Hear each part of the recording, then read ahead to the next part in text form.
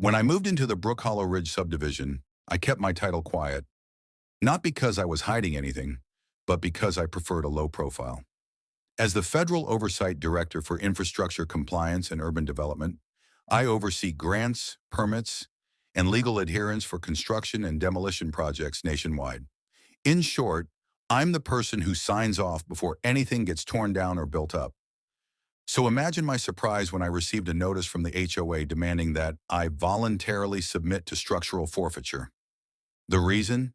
Karen. The Karen clause. Karen Everhart had lived in Brook Hollow for a decade.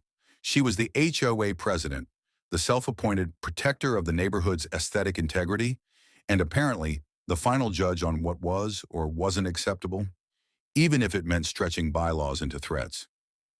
My home, a modern craftsman-style house with solar tiles and reinforced storm windows, was the first on the block to integrate federal sustainability standards. The design had won awards in my agency, but to Karen, the lack of beige siding and faux shutters made it a neighborhood eyesore. "Your home reflects poorly on the cohesion of the street," she told me at a meeting. I calmly replied, "The house meets all federal, state, and municipal codes." She smirked. "We have the right to demand demolition if a structure doesn't fit our standards."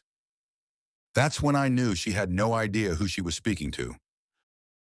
The bulldozer bluff. 2 weeks later, I returned from a national infrastructure conference to find pink stakes lining the perimeter of my front yard.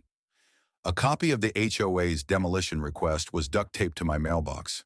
It read, "Due to continued non-compliance with Article 7B of the HOA Uniform Housing Design Policy, the structure at 1717 Juniper Lane will be scheduled for forced teardown pending HOA vote." I burst out laughing. Karen had gone too far. I made one call. By the next morning, my agency's legal division had opened a file. Karen's order wasn't just invalid, it was illegal. You can't bulldoze someone's home without going through local zoning boards, permit offices, historical committees, if applicable, and my office if there's federal infrastructure money involved, which in my case there very much was. A week later, a team of federal investigators arrived at the HOA office. With them, a compliance audit, a cease and desist order, and a multi-agency oversight panel. Karen was summoned to an interview. She entered full of confidence. She left pale, silent, and visibly shaken. The reveal. 2 days later, at an emergency HOA board meeting called in response to the audit, I was asked to explain my appeal. Instead, I stood before the crowd, pulled out my badge, and said calmly, "I am James Ritter, Federal Oversight Director for Infrastructure Compliance. I oversee housing projects tied to sustainability, disaster resilience, and federal grant disbursement. The home you attempted to target was constructed using funds from the Department of Energy's Green Community Initiative, the Department of Homeland Security's Resilient Housing Pilot, and is currently on a national watch list for landmark environmental design." Karen's face turned the color of library paste. "I also authorized this neighborhood's original street funding 5 years ago," I added, "so technically, I approve the concrete you walk on." Fallout and repercussions. Karen was removed from her post by unanimous vote. The HOA was fined for attempting to exert demolition authority without legal grounds. A third-party legal trustee was appointed to review every HOA bylaw and ensure it conformed to state and federal law. Several homes in the area, including mine, were given enhanced protection status due to their connection with federal programs.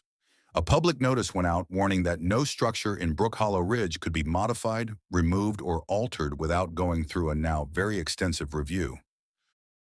Why it matters. Power, when unchecked, can become dangerous. Karen thought her clipboard and smug authority were all she needed to bend the neighborhood to her will. What she didn't know was that the house she tried to bulldoze was the very one protecting her from legal ruin. My programs fund the infrastructure that keeps towns compliant, livable, and disaster-ready. My signature is the last one before any demolition project gets a green light. And hers? Well, hers doesn't count anymore.